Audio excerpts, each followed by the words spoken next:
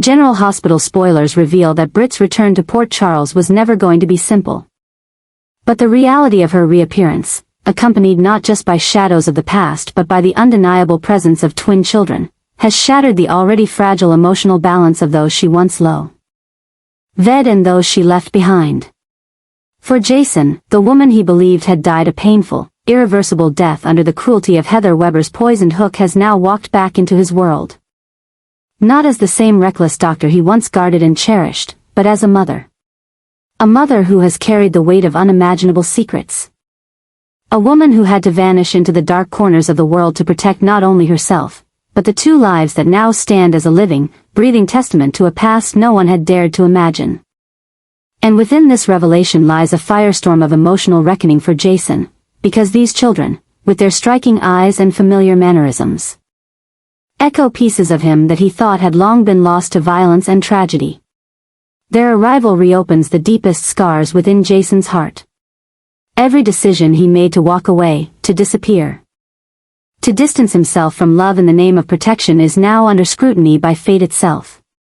Because Britt didn't just survive, she lived, she carried life, she birthed it. And she raised it far from the chaos of Port Charles. She did what Jason could never bring himself to do, she built a future, even if it was one defined by secrecy and sacrifice. And now, that future is colliding violently with Jason's present, forcing him to face every failure, every moment of silence, and every illusion of closure he had come to accept. These twins aren't just children, they're symbols of a stolen timeline, of a love that was never allowed to thrive, and of a destiny that was rewritten by fear, guilt, and the destructive pull of duty. What haunts Jason most isn't just the possibility that these children are his, but that Britt never gave him the chance to know. He is a man trained to handle gunfire and betrayal. But this kind of truth slices deeper than any bullet ever could. And as the community of Port Charles begins to whisper, to speculate, to confront their own involvement in the lies and silence that surrounded Britt's disappearance, Jason finds himself at the eye of the storm, confused, betrayed, and suddenly painfully aware that the cost of love denied is now standing before him in the form of two innocent souls. The town that once mourned Britt now finds itself reeling from her resurrection, but Jason, ever the man of action, now stands paralyzed, unsure if he is meant to step into the role of protector, of father, of something entirely unfamiliar and unbearably human. Britt, meanwhile, returns with a silent strength that speaks volumes. Her eyes carry stories untold, and the quiet defiance in her posture makes it clear she did what she believed was right. She's not here for pity or apologies, she's here to reclaim her place, not just as a doctor, not just as a woman with a complicated past, but as someone who now wields the fiercest title of all. Mother. And the twins, raised in secrecy, taught to trust no one, and now thrust into a world of scrutiny and legacy, bring with them an eerie disruption to the already unstable foundations of the Quartermaines, the Corinthoses, and everyone who thought they had moved on from Britt's demise. What role did Liesl Albrecht play in the concealment of Britt's survival? What truths did she help suppress to protect her daughter and grandchildren? And what about Dante, Brooklyn, and Lulu? How does the question of Rocco's parentage fit into the tangled web of phantoms now haunting the living? Because the past has returned not with subtlety, but with force, demanding answers. Demanding accountability, and above all, demanding to be reckoned with. Port Charles has weathered its share of storms, but this is a different beast. This is personal, ancestral, intimate. It's a redefinition of family, identity, and purpose, forced upon a town still recovering from its latest tragedies. And Jason, the man who built his life on loyalty and sacrifice, now finds those pillars crumbling beneath the weight of what was taken from him. His code of honor has no answer for what he sees in the faces of Britt's twins. He cannot shoot this problem away. Cannot disappear into the shadows this time. He must stand, confront, and decide. Because Britt's return is more than a miracle, it's a trial. It's a test of whether the man who buried his heart years ago can now rise and embrace the new truths, the new family, and the new future he never thought he deserved. And Port Charles will be watching, as always, not just for the drama, but for the fallout, because when ghosts return in flesh and blood, they don't just haunt, they transform. And nothing will ever be the same again. Britt's return to Port Charles has ignited a storm of confusion, shock, and psychological upheaval, but none more so than in the heart and mind of Jason, who finds himself grappling with the most disorienting truth he's faced in years. There is no connection between them anymore. Not romantic, not familial, not even circumstantial. Her presence doesn't reaffirm their history, it erases it. For a man whose existence has been built on loyalty, protectiveness, and unspoken emotional debts, Britt's reemergence without any threads tying her to him has become a symbol of a world that is shifting beneath his feet. This isn't just about being left out of someone's life, it's about watching a foundation crack that he never imagined was even vulnerable.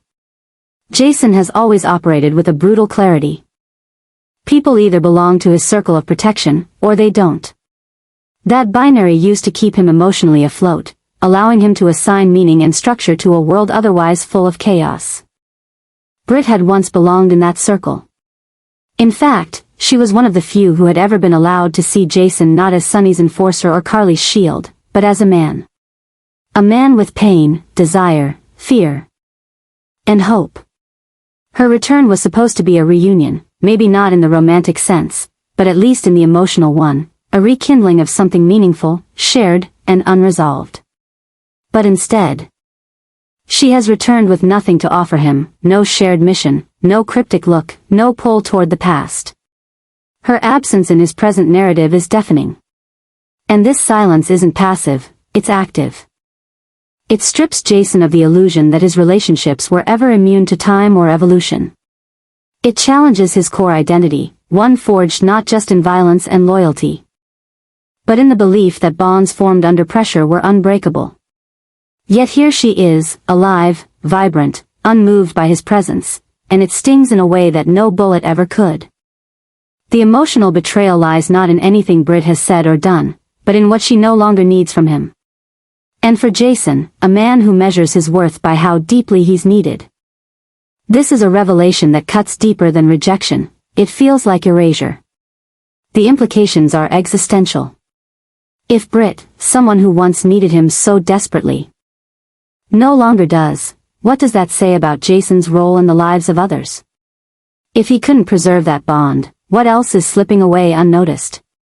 Already, Port Charles is moving faster than ever. Willow is spiraling, Michael is forging a new future with Sasha, Sidwell is building an empire on manipulation and revenge, and even Sunny is increasingly isolated. Amid all this, Jason, once the epicenter of every solution, is finding himself watching from the periphery, emotionally displaced and strategically irrelevant. And it terrifies him. Adding to this psychological unraveling is the nature of Britt's return itself. There are rumors that she never actually died, that her death was faked with Liesl's help, and that she's returning under the guise of a twin sister, or worse, someone who holds secrets about the Falconary lineage that even Dante doesn't know. Whispers about Rocco's true parentage have started swirling again. If it's revealed that Britt isn't just untethered from Jason but also has the power to unravel Dante's world, then Jason's crisis becomes twofold. He won't just have to cope with being cut out of her life, he may have to face the fact that her return marks the beginning of a series of secrets that will dismantle the very people he's tried to protect. This sense of unraveling bleeds into his day-to-day life.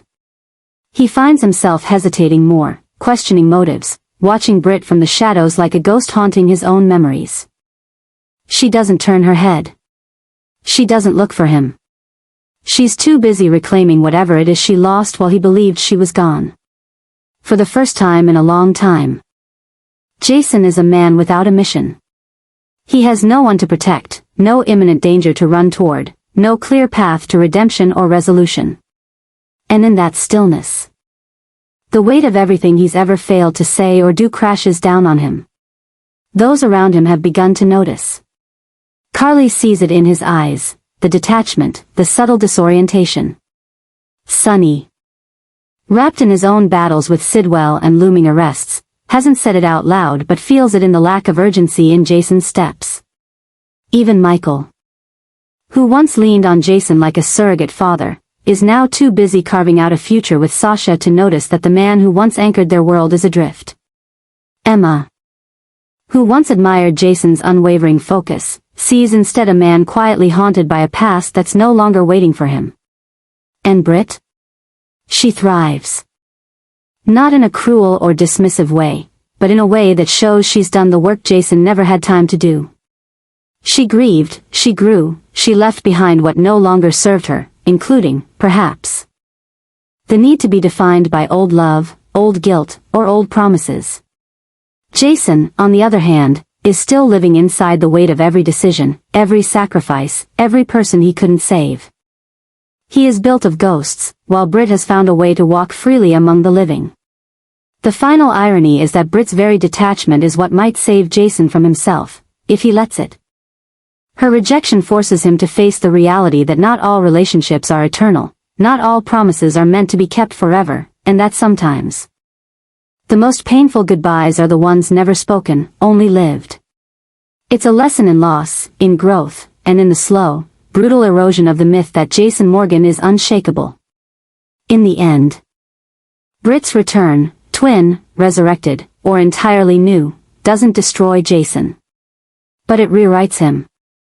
It pulls the curtain back on the unspoken fragility of a man who has always been more wounded than he let on, who built his life on the illusion of permanence. And now must face the terrifying truth that nothing, not even the deepest love or most loyal friendship, is immune to time. And that, perhaps, is the most human thing about him. Britt's return to Port Charles has not only shattered expectations but ignited a whirlwind of speculation and psychological turbulence surrounding the identity of her child's father. Ever since she stepped back into the chaotic fabric of General Hospital, it has become abundantly clear that she is hiding something monumental, something that could unravel more than just her own story. The secrecy surrounding the paternity of her child is not merely a personal decision, it is a calculated act, a shield to protect a dark chapter of her past that she refuses to bring into the light. This concealment has triggered a new wave of tension and emotional upheaval that threatens to tear through the lives of everyone connected to her. The time Britt spent away from Port Charles was shrouded in silence, leaving behind only whispers of her supposed death and countless unanswered questions. But in her absence, she wasn't simply vanishing, she was recalibrating, retreating into a darkness that reshaped her. Whatever transpired during that time has now begun to manifest in the form of carefully veiled decisions, emotional distance, and, most strikingly, her refusal to name the father of her child. This omission is not a matter of shame or confusion. It is strategic. It is protective. And above all, it is dangerous.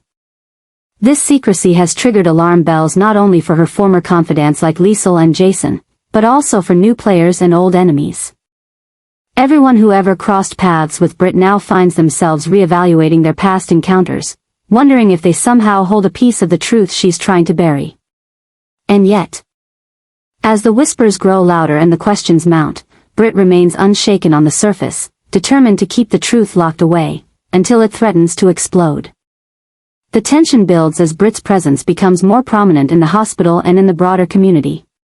Her interactions are guarded, her smiles calculated, and her glances often filled with a flicker of fear and anticipation, as though at any moment, the past might come crashing into her present.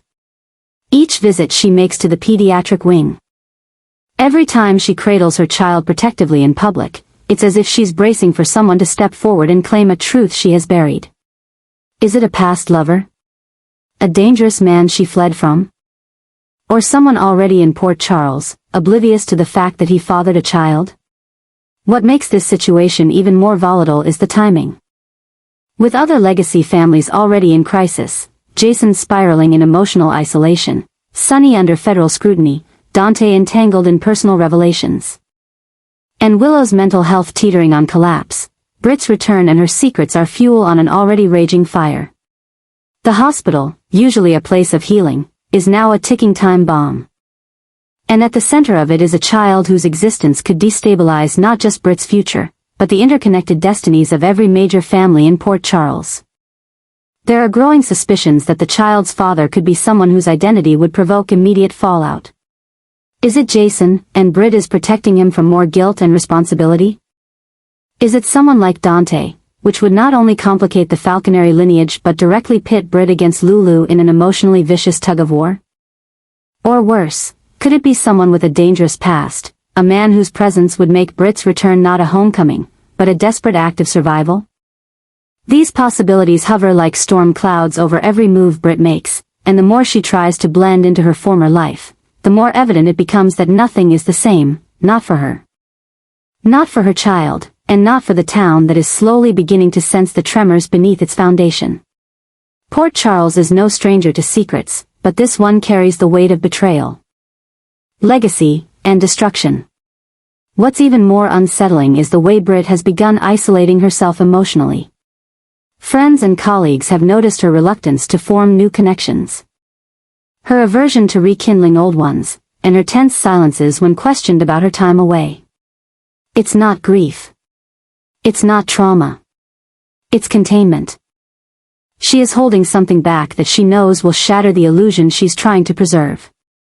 And as more people push, as more storylines begin to intersect with hers, that containment becomes unsustainable. In truth, Britt is not merely hiding a name, she's hiding a history. A history of decisions made under duress, betrayals suffered and delivered, and a chain of consequences that may have begun with a stolen embryo and now ends with a child whose very name could fracture the lives of those around him. It's a web of manipulation, secrecy, and control, and Britt is at the center of it, desperately trying to balance redemption with survival. The dark period when Britt left GH, the months presumed to be filled with grief over her death, were in fact a time of transformation. But they were not healing months. They were months of recalculating, escaping, and surviving whatever horrors she encountered. And now, with her back in Port Charles, those ghosts have followed her. The darkness hasn't been outrun. It has been delayed. As Britt walks through the corridors of General Hospital once more, every step she takes echoes with suspicion. The look in her eyes isn't one of hope, it's a silent plea that no one looks too closely, asks too directly, or connects the wrong dots. But secrets are currency in Port Charles, and sooner or later, someone is bound to collect. When that happens, when the name of the child's father is finally spoken aloud, it won't just change Britt's future. It will set off a cascade of revelations, betrayals, and realignments that could redraw the entire social and emotional landscape of the town. And in the center of it all will be a woman who thought she could escape the past by hiding one truth, only to realize that in Port Charles, no truth stays buried forever. Jason and Dante now find themselves caught in the center of a storm neither of them anticipated, a storm born not of violence or conspiracy, but of biology, secrecy, and the betrayal of trust. The shocking revelation that Rocco is the biological son of Britt Westbourne has detonated like an emotional bomb in their lives, leaving them reeling and uncertain about everything they thought they knew about the past. This revelation is not simply a personal upheaval. It is a devastating rupture in the very fabric of their identities as men, as fathers, and as protectors. The fact that a child they believed to be part of one family now belongs, genetically, historically, and emotionally, to another woman entirely is not just a twist of fate, it is a recalibration of reality, and one that threatens to dismantle everything they've fought to preserve. The confirmation did not come gently. It was cold, clinical, and irrefutable, a DNA test result handed to Dante in silence, its contents piercing through his heart with the force of a betrayal too deep for words. Jason, ever the stoic enforcer and brother-in-arms, stood beside Dante, stunned into silence by the weight of the truth. Neither man had prepared themselves for this kind of war. They had fought criminals, survived ambushes, withstood betrayals, but nothing had prepared them for the revelation that Rocco's entire lineage was a lie. Britt, long thought to be a ghost from the past, was now the center of a new storm. And her reappearance had done more than resurrect old memories, it had rewritten history itself. The implications of this revelation are staggering. For Dante, it calls into question every moment of fatherhood he has known. Every scraped knee, every bedtime story, every moment of pride or frustration is now shrouded in uncertainty. His connection to Rocco, once thought to be unshakable, now trembles beneath the weight of truth. Is he still the father if biology has been replaced by deception? Can love endure in the face of such betrayal? And what of Lulu, who raised the child under the assumption of motherhood, only to be blindsided by the cruel reality that the child she loved was never truly hers? Jason, too, is pulled into the vortex of this chaos. Though not Rocco's father, his bond with Dante and his role in protecting those he loves places him directly in the line of emotional fire. Jason has always been a man who values loyalty above all else, and now he is faced with the painful reality that a woman he once had deep feelings for, Britt, may have orchestrated or at least participated in a deception of staggering proportions. This betrayal isn't just personal, it threatens to unravel the delicate alliances and understandings that have long held the families of Port Charles together. But the emotional fallout is only the beginning. The legal, familial, and psychological consequences of Rocco's true parentage are immense. Questions now arise about custody, about medical records, about heritage. What rights does Britt have, having abandoned or concealed her role for so long? What rights does Dante have, having raised a child that biologically was never his? What happens to Rocco, a boy caught in the middle of a war he never asked for, his identity now fractured, his sense of self irreparably shaken? The shockwaves ripple far beyond the immediate players. Brooke Lynn, who has always teetered on the edge of emotional volatility, now finds herself weaponizing this revelation as a means of vengeance or redemption. Liesl Albrecht, Britt's mother, returns with veiled threats and maternal outrage, demanding justice, or control. Lulu, though still comatose, becomes a haunting figure of lost maternity, her silence echoing louder than any spoken word. And the Quartermaines, Corinthoses, and Spencers each begin to reassess their positions in this ever-shifting landscape, where bloodlines and alliances are no longer clear. Meanwhile, Britt herself remains an enigma. Her return was shrouded in mystery, her motives unclear, her timing suspicious. Why now? Why reveal the truth at all? Was it guilt? A calculated play for power? A desperate act born from love or survival? No one can say for sure, and Britt isn't offering answers, at least, not yet. She moves through Port Charles like a ghost in daylight, unrepentant yet visibly haunted, as though she knows that the truth she's unleashed cannot be controlled, only endured. And then there's Rocco, the child at the center of this hurricane, who now looks into the eyes of the man he has always called Dad, and sees something different, not in Dante's love, which remains steady, but in the unspoken tension that now infects every interaction. Rocco's world is no longer safe. It is no longer simple. He is no longer simply a boy. He is a symbol, a pawn, a product of lies. And now, perhaps, the prize in a battle between love, biology, and betrayal. The people of Port Charles have survived countless wars, affairs, assassinations, and betrayals. But the battle unfolding now is not one of bullets or blackmail. It is one of identity, of truth, of redefining what family means when the foundation it stood upon has been shattered. Jason and Dante must now navigate a world where nothing is certain, and where the choices they make, about love, loyalty, and truth, will not only shape their futures, but the future of a boy who is suddenly at the heart of it all. And for Port Charles, that means the reckoning is just beginning.